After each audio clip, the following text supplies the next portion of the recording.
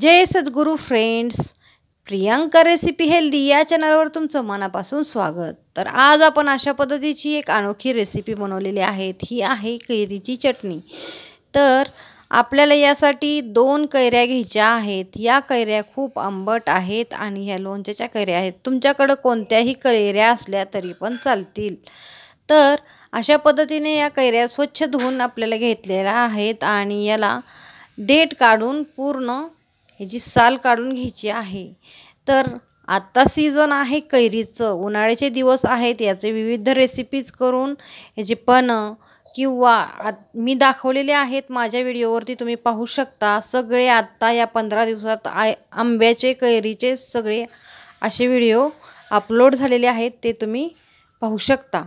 आणि आज आपण बनवणार आहोत कैरीची चटणी। तर अशा पद्धतीने आपण या कैरीची साल काढून घेतलेली आहे आणि याचे बारीक तुम्ही तुकडे करून घेऊ शकता किंवा याला छान असं किसून घेऊ शकता। तर यामध्ये आपल्याला मोठा कांदा घ्यायचा आहे, यामुळे या कैरीची आंबटपणा पूर्ण निघून जातो आणि या चटणीला उत्तमातली उत्तम अशी चव येते। तर यासाठी आपण हा कांदा देठ काढून पूर्ण बारीक करून घेणार आहोत। आणि आता कांदा बारीक केल्यानंतर आपल्याला ही कैरी खिसून घ्यायची आहे। आणि कांदा बारीक केला, कैरी खिसून घेतलेली आहे आणि यामध्ये टाकण्यासाठी आपल्याला कच्चे शेंगदाणे लागणार आहेत। त्याची पण पावडर म्हणजेच कूट तयार करून घ्यायचे कच्चे शेंगदाण्याचं। आणि यामध्ये हा कांदा आणि खिसलेली कैरी ॲड करायचे, म्हणजे टाकून घ्यायची। आणि यामध्ये आपल्याला टाकण्यासाठी काही मसाले लागणार आहेत। तर ते मसाले म्हणजेच आपल्याला लाल तिखट घ्यायचं आहे।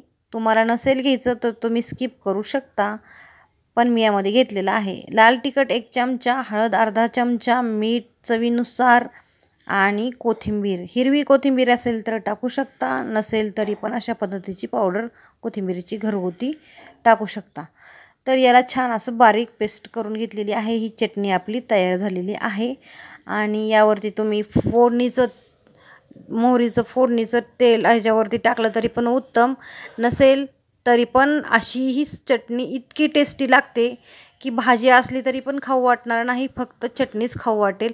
संपल्याशिवाय तुम्ही या चटणीला सोडणारच नाही, इतकी टेस्टी ही चटणी होते।